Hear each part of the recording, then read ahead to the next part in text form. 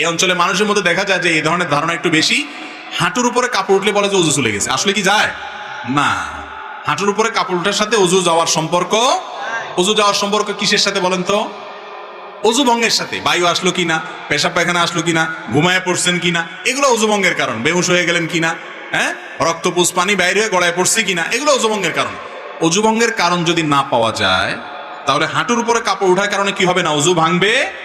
তবে যদি মানুষের সামনে, আরেকজনের সামনে হাঁটুর উপরে আপনার যা সতর যে আপনার দেখার জায়েজ নাই, অজুখানা অজু করতে গিয়ে এইভাবে হাঁটুর উপরে কাপড় উঠাইছেন অন্যের সামনে, অজু না ভাঙলে কি হবে? ফরজ ভেঙে যাবে।